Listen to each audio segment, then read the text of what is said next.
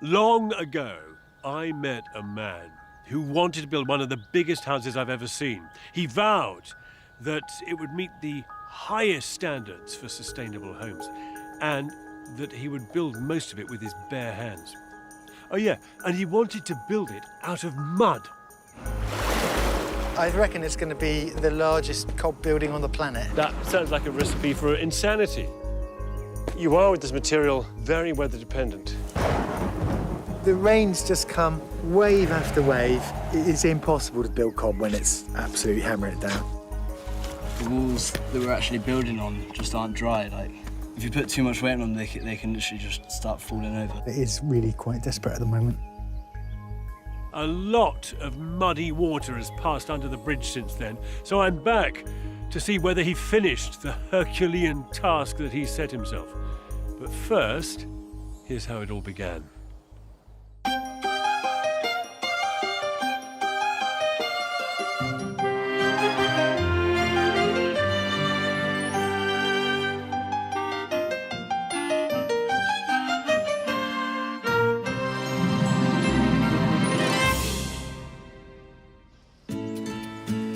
When I first met Kevin and Rose McCabe and their 3 kids, they were living in this cob house in East Devon, which they built themselves.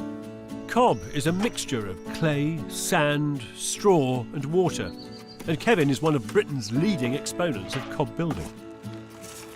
Certainly, I want to revive cob. There hadn't been a new house built for 70 years when I built our first house out of cob.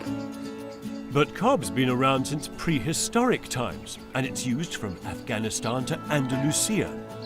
In Britain, it's a material most associated with the West Country, where Kevin has now built 5 new cob houses. It really is the best thing possible to choose for a dwelling house in particular. You can do amazing things with it. Not content with just preserving the tradition, Kevin now wants to test this historic material to the limit by building the largest cob house ever. At 10,000 square feet, it'll be double the size of the generous family home they live in now.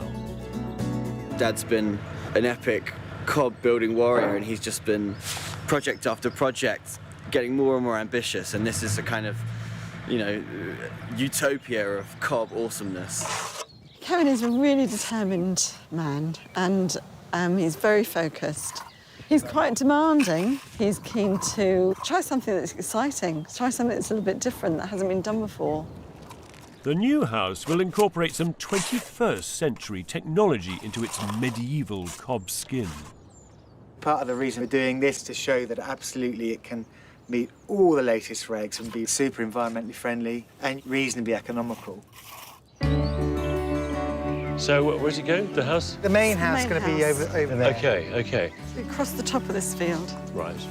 Main house going here, joined by a greenhouse to an annex across there. Yeah. Both buildings will be completely round. The idea is the roof will just be set down below this horizon, but kind of flow along in a sort of rolling hills, Devon kind of way. Nice. But can I ask you, what's wrong with living in that house that you built? I mean, that's a sizable cob dwelling. I wanted to show that you could bring this, you know, very traditional material right to the cutting edge of modern architecture. The fact that we're trying to meet this Code for Sustainable Homes Level 6, that affects the design quite strongly. Cob houses traditionally, well, they're just leaky, you know. Yeah, tightness is going to be challenging, but I think, you know, it's just a case of sealing very carefully. Heating, it's going to be less than 5 kilowatts for the whole building. Getting this vast cob house to meet the highest environmental performance targets ever set in the UK is going to be an almighty challenge. The giant new building will be located just 100 metres from their existing house. To separate the two, Kevin will build a huge L-shaped cob barn to house his workshop and plant machinery. The main building will be formed of 2 handmade cob roundhouses. The larger one will have 3 floors to house the immediate family. Inspired by the natural geometry of a snail shell, it'll be formed by 2 vast curved cob walls. The lower ground floor, sunken into the hillside, will include a music room and games room. Winding up through the centre of the house, a monumental spiral cob structure will encase the stairs. The main access will be via a bridge into the second level, where the living spaces will be. Most of the bedrooms will be up on the third floor. From the central roof light, an undulating wildflower meadow will radiate outwards. The ground floor of the smaller roundhouse or annex will largely be taken up with a garden store and cider press. The upper 2 floors will be a self-contained living space to house guests or extended family members as and when they need it. Glazed but roofed sun spaces will reach off the 2 roundhouses towards each other. And in the centre of the link, there'll sit a completely glazed functional greenhouse. To help meet the latest insulation regulations, both roundhouses will be clad with polystyrene and lime rendered. Finished off with a terrace and balconies, this project will fuse 21st century technologies into an ancient building material. But it's the sheer size of the place that's mind-boggling. If it wasn't for the green roof, I reckon this would be the first cob house visible from space. So how long is it going to take to do it all then? Hopefully. Hopefully less than 2 years. Well, yeah, I think it'll be Yeah. a good 2 years myself. But it's difficult to be sure. The walling is slow, isn't it? Oh, the cob actually is the easiest part of it. Oh, it flies up. It flies up. The cob I could get done in about 3 months. This seems wildly optimistic and ambitious, given that Kevin is planning to give up his paid work to build the house. They're going to fund the project by borrowing against their existing home. It's £1 million build cost, really. OK, and you can do it for? I hope to do it for about 350,000 That is actual outlay, not including my labour. Not including your labour. That is Yeah. substantially less, though. Yeah. Oh, yeah. Come spring, Kevin launches into the first stage of this gigantic project, digging out the footprint of both vast roundhouses. It does look pretty massive, doesn't it? I mean, if it looks big at this stage, it's going to be really big. At least Kevin can dig all the sand and clay he needs to make cob from right under his feet. So we don't have to move any soil from site. Anything that I dig out which is suitable goes in the cob heap. 2 weeks of intensive excavation later, concrete foundations are poured. It may be necessary, but it's not the most environmentally friendly way to kick off your eco-build. It does make me feel slightly guilty, but I'm not really opposed to the use of concrete in the right places. It just needs to be used intelligently. To keep the cob walls dry and up out of the mud, Kevin sets block work on top of the foundations. Now that it's laid out on the ground, I am blown away by the sheer scale of this undertaking. Looks like they're building a bloody bypass. Look at it. Look. Here's the steelwork and concrete gone in for the flyover. And there's a Roman amphitheatre being revealed. It is vast, isn't it?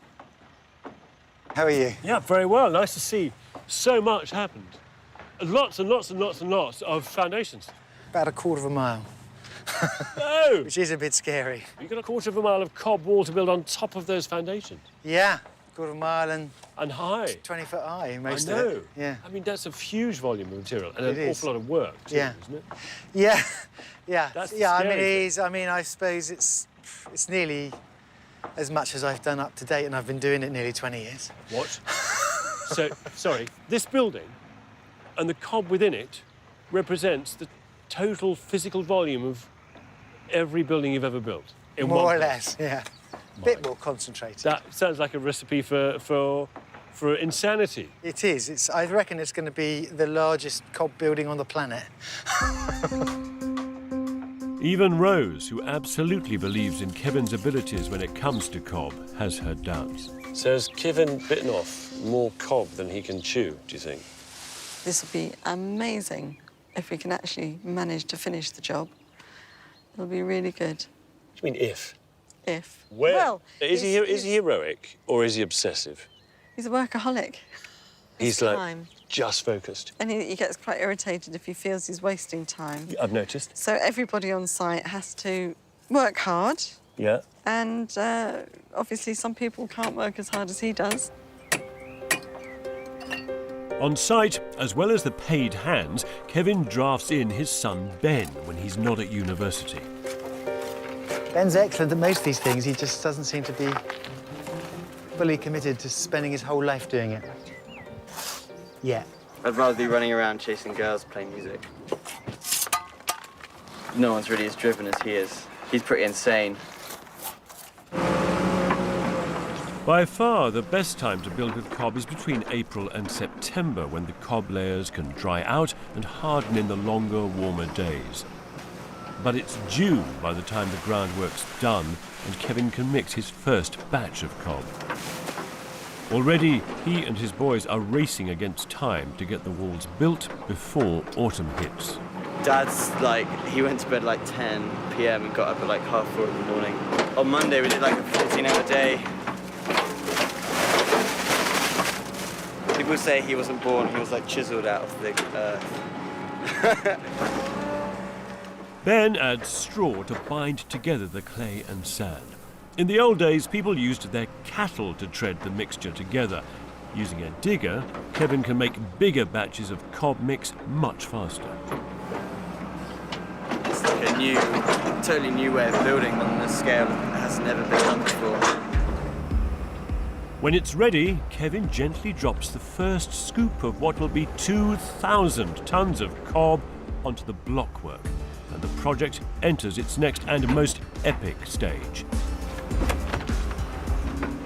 There is no shortcut with this ancient and mind-bogglingly repetitive process. First, you tread the cob to squash out air pockets. Trim off what's oozed out over the edges. Beat it to a smooth finish.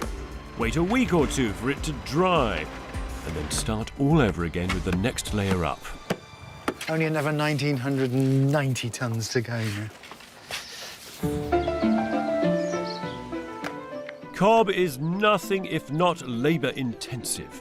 Luckily, with his growing following in the international eco-build community, people will actually pay Kevin to come and work on his site. So it is almost a win-win situation. More the merrier, really.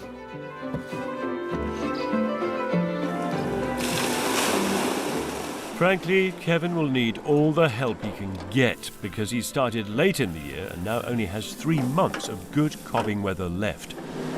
He's got to cob to a height of 20 feet before he can get the roof on and protect his precious walls from the worst of the winter. Kevin, that mix you did this morning, that would yield how much? That's about 15 tons. A good day, we get 2 of them done. On the basis of being able to do 30 tons a day, Yeah. it takes you to mid-October. Is that all right? That's dodgy, actually, yeah. Damn, I wish I'd thought of that before. You are, with this material, very weather dependent. The main thing is, during the winter months, it won't dry because the days aren't long enough, you know? Yeah.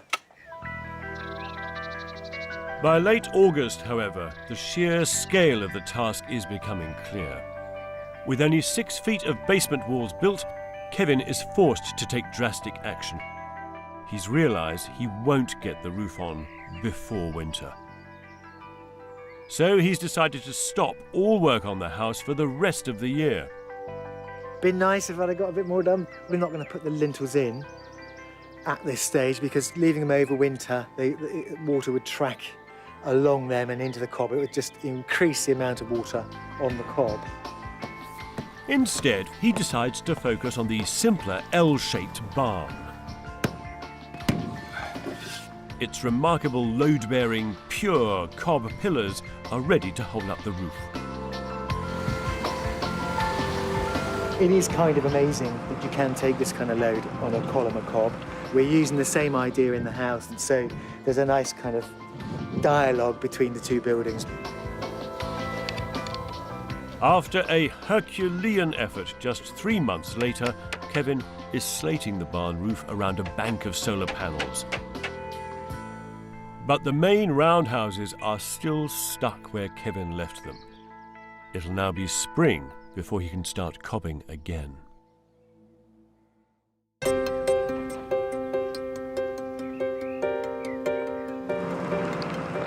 After a 5-month hiatus, Kevin McCabe is resuming his epic mission to build his 10,000 square foot giant cob castle.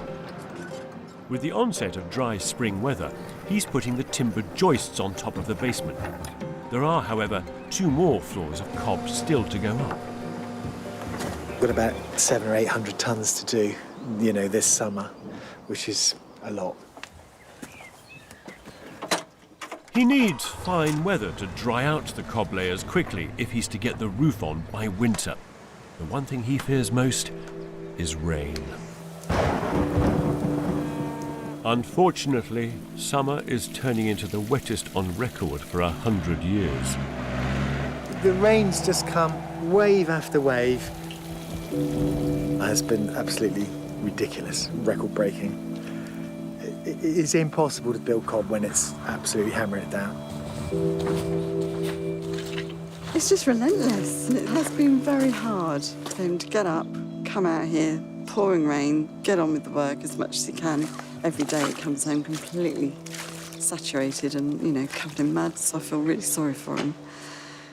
It hasn't been dry enough for the ground to dry out enough to be able to move the machines around and the walls to dry out enough to be able to take another lift. Obviously now we've got the floor in, it is imperative to get the roof on, otherwise it's just going to be very difficult to protect the building over the winter. To escape the relentless wall building, Kevin's son Ben is turning his hand to some more refined cob work. Dad said he's going to charge me for the time because it looks so therapeutic and enjoyable that he should charge me to do it. It's great to have a material that you can put a bit of your own character into the building. Kevin and his family have now been obsessively cobbing for 2 summers. September normally marks the end of the cob laying season, but with the delays caused by the rain, they're still at it. It is really quite desperate at the moment. They're now well into the 3rd floor, but cobbing this late in the year has its risks. They're being forced to push cob to the very limit of its capacity. The walls that we're actually building on just aren't dry. If you put too much weight on them, they can literally just start falling over.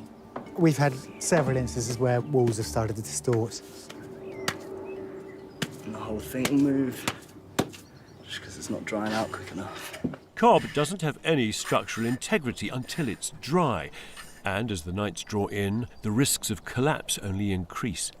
Because the days are so short, you get so little drying, the rain becomes much more significant because it doesn't dry out in between whiles, I would normally not be wanting to do cob at this time of year. Kevin's got no choice but to press on late into the year and get the roof on if he can. But at least this monumental structure is at last emerging out of the very mud that it's made from. How are you? Good to see you. From certain viewpoints, it's completely epic, this. It's pretty huge. And taking into account this barn, Yeah. which is beautiful, I have to say. No, I'm very, very pleased with how that's turned out. And there's still plenty of mud here. You have chosen the very, very best year to build it. Oh, perfect. Yeah, it's incredible, isn't it? More rain on record than any since 4000 BC. And how are your spirits? They're good at the moment. Yeah. they're not always, it has been a struggle. Some days you just can't believe it. As I was trying to explain to my sons, that's what makes it valuable. If it was easy, it wouldn't be worth anything, would it? Good point. Obviously, we've invested a hell of a lot to date. If I don't keep that momentum and that ball rolling, this could all be a disaster still, Well, it could all just melt. Yeah. Couldn't it? And you're now, I'm guessing, arriving at the end of the cob work, aren't you? Very close. When we get the roof on, I will draw a huge sigh of relief.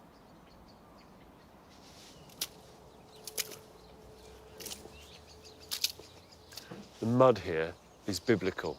Everything here, though, is biblical, isn't it? The scale, the weather that they've suffered here the past year. Even Kevin's biceps are biblical in scale. But it doesn't matter how physically strong you are, these conditions are really exhausting. So where does Kevin find the strength to pursue this project? I think it actually lies in the mud, because the difference between what lies at my feet and that wall, which is the same stuff, the difference in value between that which is worth nothing and that which is worth hundreds of thousands of pounds lies in the human energy and stamina and commitment and passion that's inside his head. You know? That's what makes a difference. As they finally top off the cobwork, the next mind-boggling challenge looms. Kevin wants the contours of the roof structure to mirror the rolling countryside beyond. As the project's structural engineer, it's Barry Honeysett's job to work out how. These are big bits of wood. This is the only one you've got in so far. Yeah, yeah. So, Barry, this roof is complex, isn't it? To say the Indeed least, really. so, yes. All the way round, it keeps changing span, direction, curve, shape. So height. Every little bit needs to be looked at and checked and make sure it works. The supporting structure of the roof will be made up of 12 9-metre glulam beams.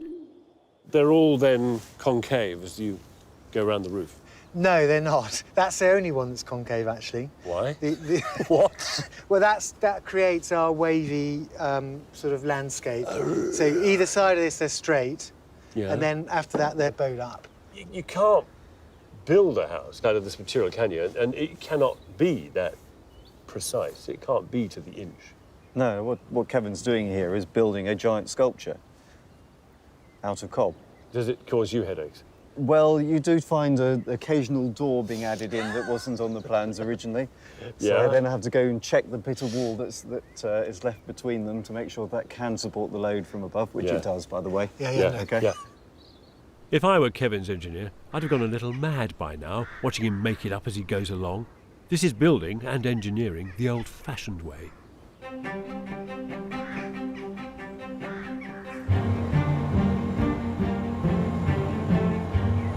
I just want to swing it round. But finally, after 2 years of cob laying, Kevin is ready to fix the remaining 11 roof beams into place.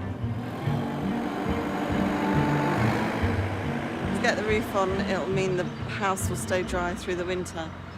That's the most important thing, really. A 50-ton crane coming in to help us get these up. It's a critical day for Kevin. The crane is expensive. The huge, undulating roof is 22 metres across, and each giant beam is different. We've had to bird's mouth each beam in the right place. There's different design paths for different loads in different places. I marked them all individually, but you never quite know. You know, you can make a mistake. Since he's desperate to get the structure on before Christmas, Kevin hasn't had the luxury of time to prepare. We were in a bit of a hurry yesterday, getting them all finished, working in the dark, you know, under lights. Each beam weighs 1/3 of a ton. They've already man-handled one into place, but Kevin's decided to spend the money on a crane to lift the rest. Much easier.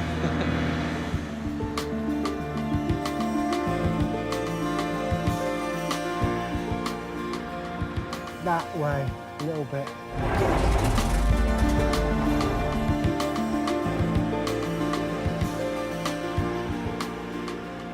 While Kevin's on the outer wall, his brother Barney is in the centre of the building, where the beams need to accurately come together.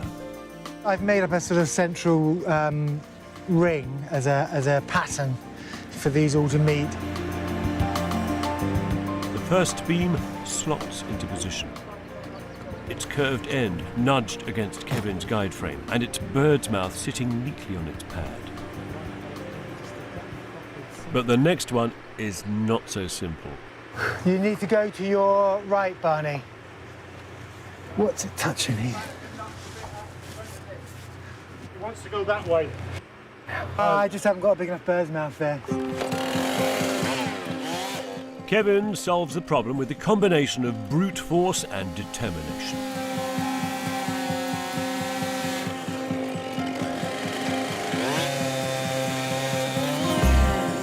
I'm just going to sit here so it don't move. Don't work too hard, Barney, will you?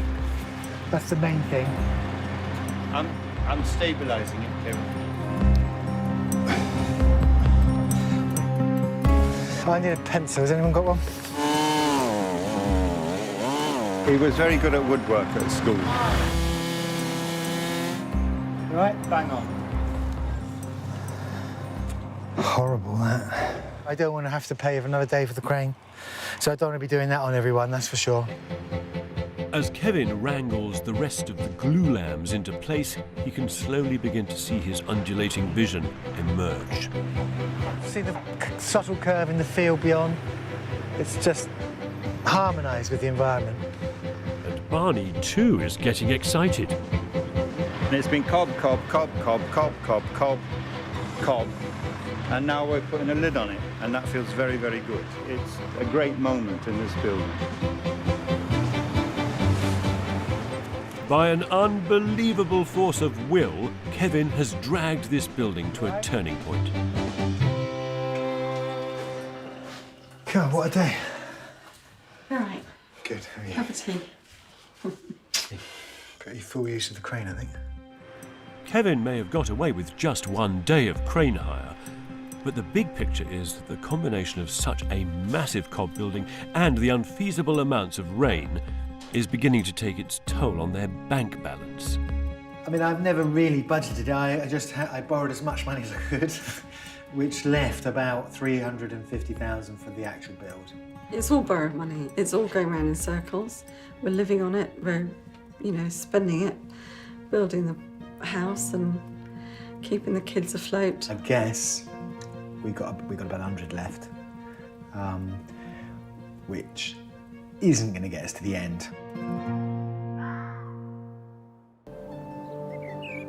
Putting their money worries aside, Kevin and Rose are making good progress with their epic mud construction.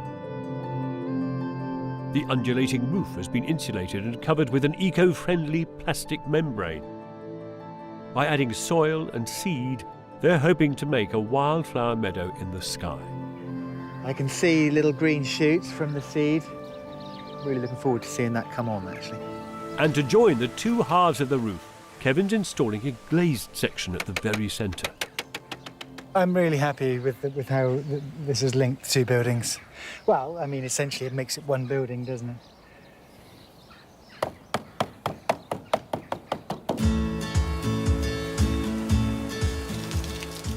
By summer, the very experimental phase of the project can at last begin. Kevin is attempting to get his primordial building material to meet 21st century building regs.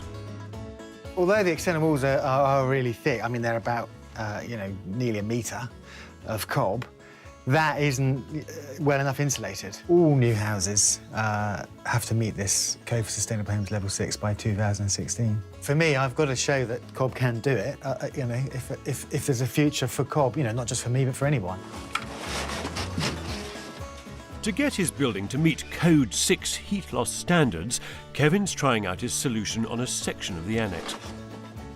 He plans to cover the entire exterior of both roundhouses in 3 layers of polystyrene before lime rendering over the top.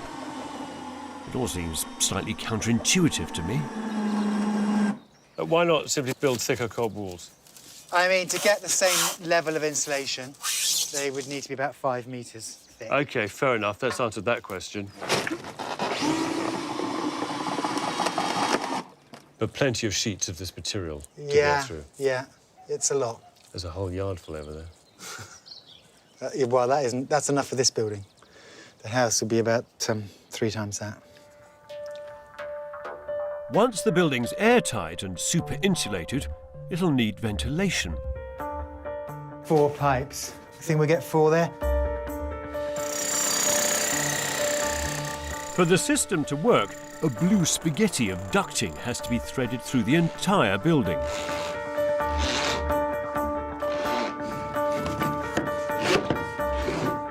Each tube will lead to a heat recovery box in the plant room.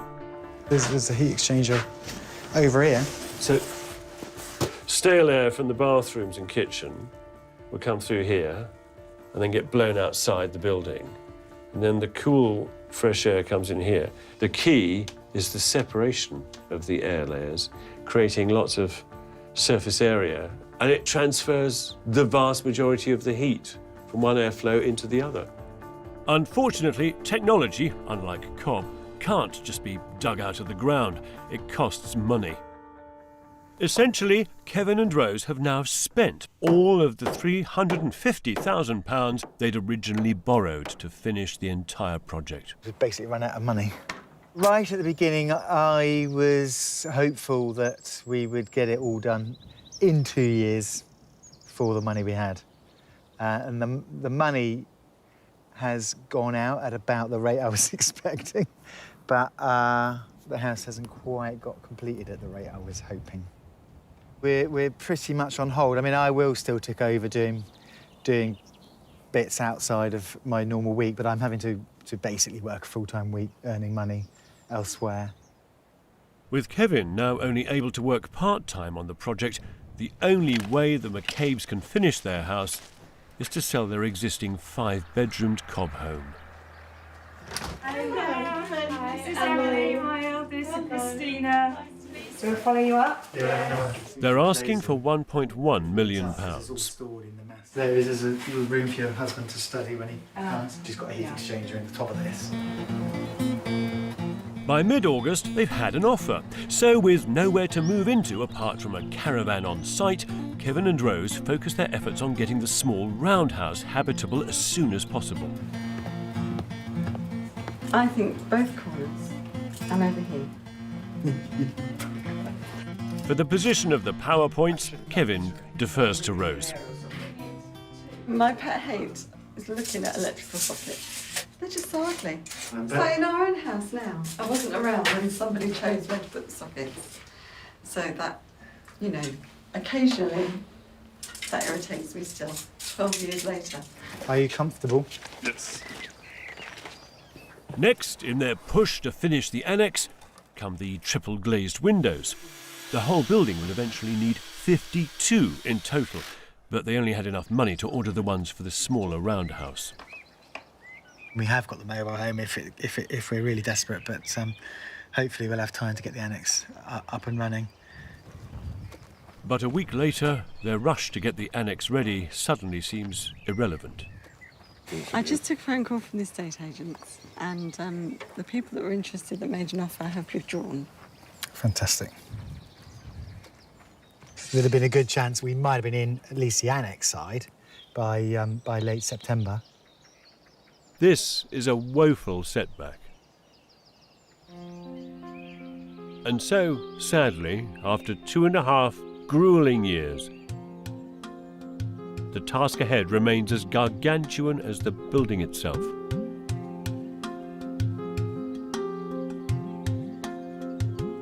Good morning. Morning. You get a sense coming in Yeah. of this, what would you call it, like a farmstead, really? Yes. Am I describing it in two kind of workmanlike agricultural terms? No, I like it to be a working building. Let's go and have a look round the back, yeah? Yeah, come and have a look around the back. It's very different. And what colour is it going to be then, Rose, when it's lime washed? Something like clotted cream. Thing is, as you come down around the building, it gets bigger. I mean, it goes from 1 to 2 to 3 stories. Yeah. And that makes for an awful lot of clotted cream paint. It's big. It is. It's a cob castle, a fortification in mud that sits astride the hill. Inside, too, the rooms are monumental. And the thick, hefty cob walls suggest extraordinary mass, protection and solidity. But after 2.5 years, not a single room is habitable. And as for the stairs... We use the ladder, yeah? We do. Yeah. Look at this lot. Yeah, it's great, isn't it? The spectacular wildflower roof is the only part of the building that's properly finished. Look at that roof. Starship Enterprise.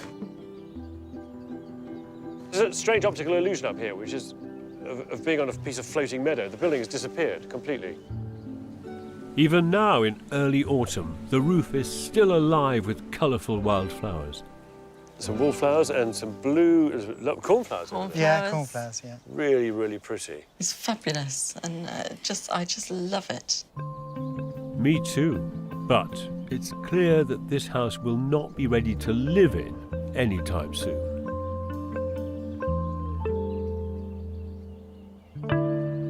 That was 5 years ago. Of course, 5 years is a long time. Long enough, in Kevin's case, for his life to have changed unrecognisably. And long enough, I hope, for him to have blinking finished building that vast Cobb Castle.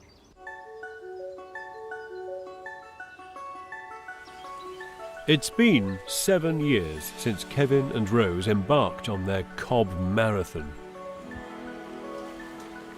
Sadly, since my last visit, they've decided to divorce. But that hasn't stopped Kevin, who has relentlessly pursued this project. I think for him it's something of a legacy, an opportunity to leave a giant Cobb-shaped landmark on the planet. The question is, though, does it do more than that? Is it a great home? And does it prove, as he hoped, that Cobb is a viable material for contemporary architecture in the 21st century? Good Lord.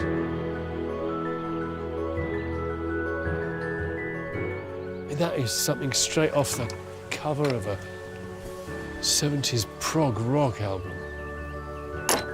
It's a fantasy fusion of cob, glass, grass and stone, and a lot of all of these materials because it is so big. And it's habitable. Along with his new partner and her children, Kevin now lives here. Hey, very admiring of this. Hiya, how are you? I'm good, how are you? Tell me, is it done? Is it completely finished? Not quite. You haven't got sick of it yet? No, I love it. It looks done. It's all lime washed, it's all painted in, it's all glazed and detailed. The walls are built. It looks very beautiful. Thank you. Yeah, and really very generous because it's sort of that. So there's a soft, rounded form. It's quite embracing. And this huge glazed block of the building, which wasn't there before. Is that designed to capture the sun? It picks up all the winter sun. We've got an automatic window opening system which either vents it in the summer or allows the heat into the house in the winter. Wow. This is a house that wears its eco-credentials proudly. Very proudly and loudly in the case of the solar water heating panels all over the walls. For 9 months of the year, they give us everything we need, and we need a little bit of a top-up with the wood burner when there's no sun in the winter. Wow. Yeah, it's amazing. Kevin always wanted this house to meet the most demanding performance standards for eco-construction. It may have taken 7 years, but he has achieved it. We produce more energy than we use, and means that although it's quite a large property, it costs, next to nothing to heat. It actually costs nothing. Good. But there are very, very few buildings in the country built to that zero carbon standard. Can we get in? Cross the bridge. Oh, my word, Kevin. Wow. No, this is very beautiful. That's remarkable. Inside is where the wibbly-wobbly fantasy language of Cobb has been fully explored, to the point of being otherworldly. This is all Cobb. It is straight from the set of Lord of the Rings. The handrail, it's so fluid, this. It demonstrates what the material can do. I mean, the round walls, the curves, the shapes, the fantastical, magical quality that the material gives. I do love it. I love how kind of lightweight it looks with the open treads, but actually, I think it weighs about 3 tons, that staircase. It's quite extreme Cobb, this. Now it's dry, the Cobb is odourless. What's through here? Kitchen through here. Which is just as well, because Kevin's used it everywhere. And it's in Cobb, Kevin, of course it is. I can't believe there are many kitchens made like this. Not many, no, I don't think so. I really like the roughness. I mean, I like the fact that the straw is just sticking out. No, I love it. It is a bit kind of... so far out. Out there, isn't it? Yeah. Kevin has handmade much of this kitchen, and there are few kitchens like it on the planet. There are Cobb wine racks, and the worktops are made from his own oak.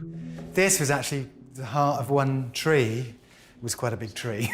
And this peg here? That's a little piece of birch. Similarly, the light fitting.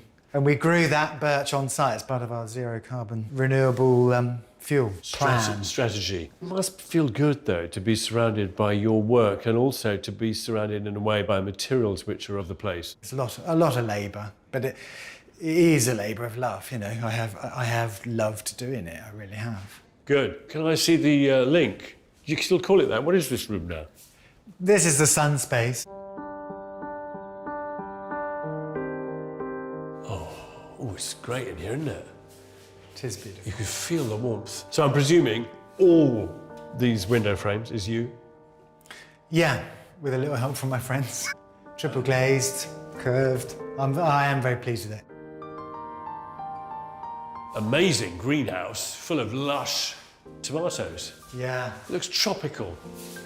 It is beautiful. The other lovely thing is having the greenhouse right off the kitchen. And the cob sculpture in the wall, the tree. Is that still there? Yeah, Ben's sculpture is still there. It shows up once everything else dies back in the winter. That's rather lovely. Back through the kitchen, a twisting corridor leads us to greater cob extravaganzas. Ooh, oh, hey, wow. This is marvellous. That's quite something. That's straight out of central North Africa, that, isn't it? And it's doing an important job, isn't it? Because this is heating your hot water in winter. Yeah. So do you have to keep it working all day in winter? No. If there's any sun, we don't really need to light it at all. If there's no sun, just a few hours in the evening. Remarkable. Right, up we go. Just an excuse to play with this handrail. Lovely. So left or right here? Left. Oh, Kevin, this room is vast. On the first floor, the master bedroom is less ensuite, more penthouse apartment. It's really big. It's sort of medieval in scale. It reminds me of kind of French castles I've been to, you know, with great big beams underneath the roof. You know, only this one doesn't have any drafts. Not surprisingly, Kevin has fitted his curly-whirly building with as many curved shapes as possible, in all kinds of materials. Such voluptuousness is, however, matched by good ergonomic design. A dressing room is wrapped into an undulating cob wall. And those shapes, I really like those shapes. They're kind of almost Art Deco, like clouds. Wow, so lovely. The sheer scale of this place is mind-boggling. There are two more, equally cavernous bedrooms on this floor. In the basement, there's an arcade-sized games room and an enormous gym. And on the other side of the glazed link, the generous annex is now a self-contained rental home, generating extra income. There you go. Lovely evening. Which is just as well, because Kevin has surely blown his budget to build this big. When you started, I think you had 350,000? Yeah, I don't honestly know what I've spent, but an awful lot of time and energy. And I bet you don't want to add it up, do you? Well, there's no point, there's no need. I wonder whether you look at this now, this castle here, and think, actually, it could have been 40% smaller. Yeah, well, yeah, of course it could. And you'd have given yourself so much an easier time. The way we got planning was for a new manor house, and the local authority thought it should be big, so I just didn't resist. It wasn't that I really wanted a big house. You licked your lips and thought, this is great, this is my opportunity to just go large. Size-wise, it's a manor house, but its running costs are negligible. So that was what I was really trying to show you. You can have a very green building, which is still a very luxurious building. Do you think that you've demonstrated that cob is this wonder material, that it still has a valuable role in this century? Yeah, I mean, it's a beautiful material and sculptural material, and certainly in this part of the world where we've got a tradition and we've got the right soils, it just makes sense to use it. Yeah. You've built yourself a little cob universe. Got to try and leave your mark somehow, haven't you? Bits of it have been very challenging, but, you know, at the end of the day, it's been so worthwhile, really. Beautiful.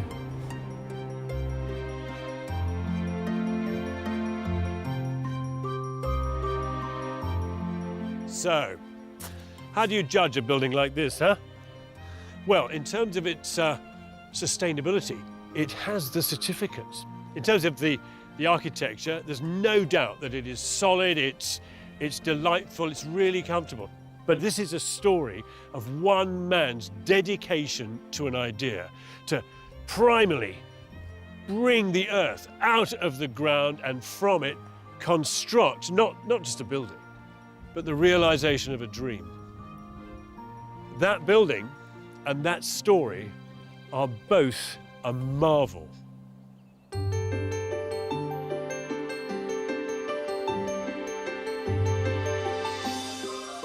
Next week, Grand Design is back with House of the Year. What a piece of theatre. That, of course, isn't structural glass. Yes, it is. We'll be taking a look at houses in the running for the Royal Institute of British Architects' prestigious award.